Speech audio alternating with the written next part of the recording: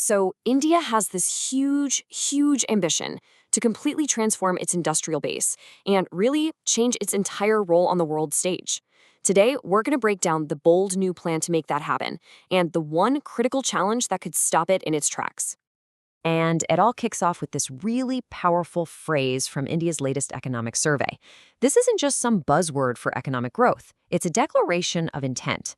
The goal is to go from being a rule taker in the global economy to a rule shaper, someone who actually sets the standards in technology, trade, and industry. But how on earth do you do that? Well, the answer seems to lie in a new grand strategy. And the key phrase you really need to get your head around is strategic indispensability. It's this bold vision for making India an absolutely critical, unmissable part of the global economy. Okay, so strategic indispensability, it's a bit of a mouthful, right? But what does it actually mean in practice? Well, think of it like this. It's about weaving India so deeply into global supply chains that other countries just can't work around it. Imagine a world where critical tech, everything from semiconductors to new medicines, runs through India. That gives you what the survey calls reverse leverage. You're so essential, you get a say in setting the rules. It's a brilliant goal, no doubt. But, and this is a big but, there's a catch. To write the rules for the 21st century economy, you have to be right at the cutting edge, creating brand new technologies. And that brings us to the core challenge India's facing right now. Yeah, this is where we hit the big snag. Because for all this talk about a grand plan, there's a massive disconnect between where India wants to be and where it is today on one key metric: innovation. And more specifically, its investment in research and development, or R&D. And here it is, the one number that kind of lays it all out there. India's total spending on R&D is just 0.64% of its GDP. Now, that number might not mean much by itself, but wait till you see it in context. The scale of the challenge here becomes, well, crystal clear. I mean, just look at this gap. It is staggering. While India's down here at 0.64%, China is investing nearly 4 times that amount. The USA, over 5 times higher.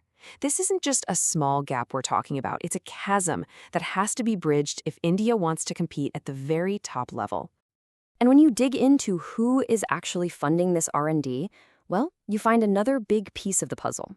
See, in most innovation-driven economies, it's the business sector that's the real engine. In places like the US and China, businesses are funding over 75% of R&D. But in India, it's basically flipped. The private sector is only chipping in 41%, leaving the government to carry most of the weight. So it's not just about the money, though that's a huge part of it. The economic survey points to a deeper, more structural problem. It's about a specific point in the innovation pipeline where great ideas seem to go to, well, to die. And this visualizes the problem perfectly. It uses a concept called technology readiness levels, or TRLs. Now, India is actually pretty good at the early stages. The academic research, the aha moments in the lab, but the whole process just stalls out right in the middle, in what's famously known as the Valley of Death. This is that super risky, super expensive phase of building prototypes, running pilots, and scaling up, basically turning a cool lab idea into a real product you can actually sell. So, if India wants to achieve that grand ambition, it has to build a bridge across this valley. And that is exactly what this new national strategy sets out to do by creating a whole new architecture for innovation. The chief architect of this bridge, the centerpiece of this whole plan, is a new body called the Anusandhan National Research Foundation, or ANRF.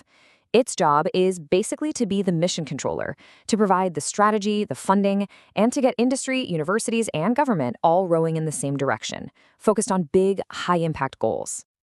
But blueprints are one thing. You need the actual steel and concrete to build the bridge, and that means money. To fuel this new innovation engine, the government is making a pretty massive financial bet. And that bet comes in the form of a brand new 1 lakh crore rupee Research, Development, and Innovation Fund. Now that is a huge signal. It's designed to kickstart investment and, importantly, to de-risk some of this innovation for the private sector. And this isn't just a blank check. This fund is laser-focused on solving the exact problems we've been talking about. It's about nudging private companies to invest, directly helping those projects that are stuck in the Valley of Death, and building up India's muscle in really critical deep tech sectors. But here's the thing. The government can build the most amazing bridge in the world, but someone has to actually drive across it. And that brings us to the final and maybe the most critical piece of this whole puzzle, the private sector. And the economic survey doesn't mince words here. It says it flat out. The government's moves are meant to be catalysts. The real transformation, the heavy lifting, has to come from a fundamental shift in how Indian companies invest and operate. And what that really means is a complete culture change, a total mindset shift.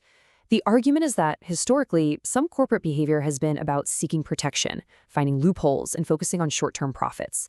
But the future demands the polar opposite, long-term R&D investment, competing head-on with the best in the world, and a real commitment to building deep, lasting capabilities. So when you boil it all down, here's what you get. This entire grand strategy is a partnership. The government is laying down the road, building the bridge to a new economic future.